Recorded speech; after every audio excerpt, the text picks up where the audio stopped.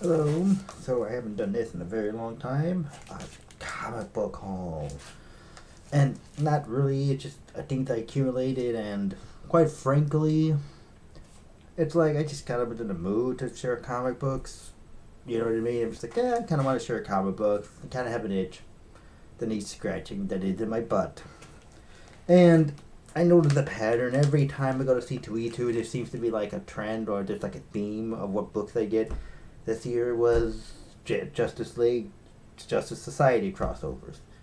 Last year, like 1 year was Doctor Doom, another year was Uncanny X Men, another year was What If, another year was Hobgoblin. You know, it always seems to work out that way for some reason.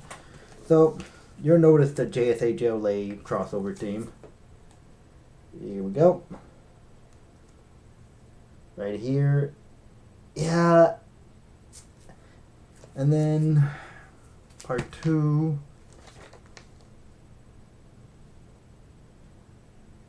Yeah, and again, I say this before, and I always say this again. Like some of these stories that range from the good, disappointing to okay and mediocre. This is the kind of one that was just the story right here, very okay, not anything to write home about really. It just everything was just okay. But considering the years that it was written, you kind of expect something like that. And again, a lot of these prices you see on these bags, I didn't pay that. There you go. That's Justice League 207, Crisis on Earth Prime.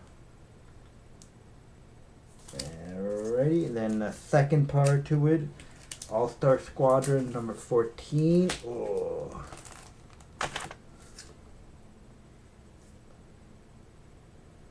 This is.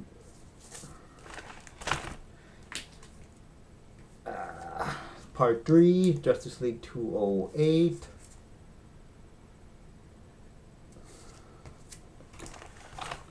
All Star Squadron number 15.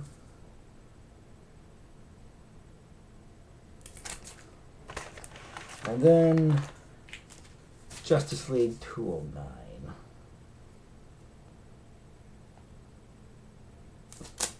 Yeah, so I have all the parts of this. This is actually one of the ones that's a good story. I enjoyed it.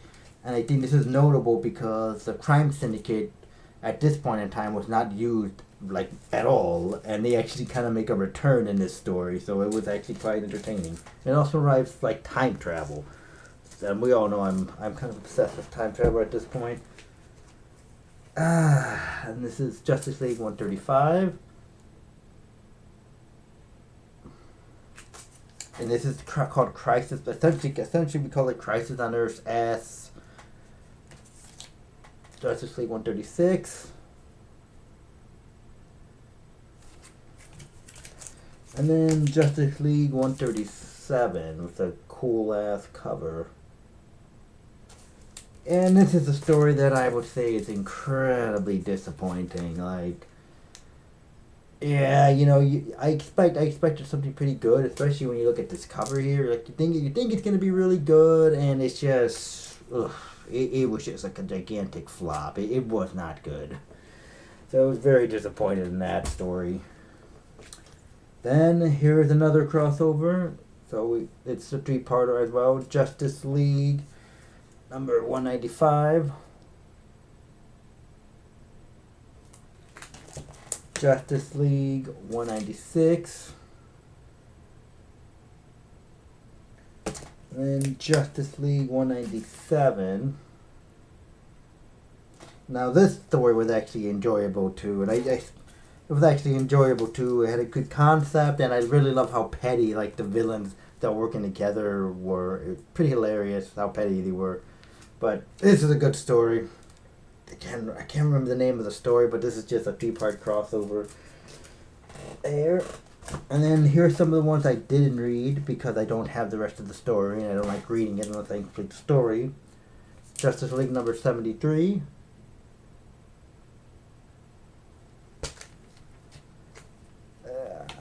Justice League number 74.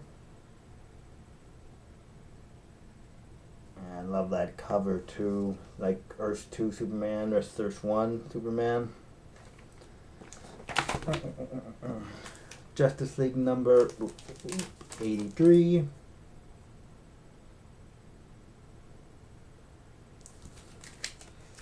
And like again, until I get the rest of the story, I really don't read this stuff, which sucks. Alright, Justice League 101.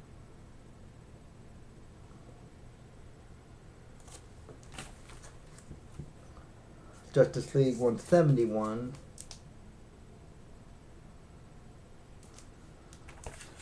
And then Justice League 65. And then I also have, I don't have it in this pile, it's probably in my box, but I also have the Justice League where the issue where you find out the origin of Black Canary, which is so goddamn convoluted. I mean, you just had to read it, but it's just essentially about body switching and crossing over to another Earth, someone going who used to was born on Earth 2, going back to Earth 1. It's convoluted, but anyway, those are all my Justice League J-Lev crossovers that I got at C2E2 thus far. Anyone, thanks for watching.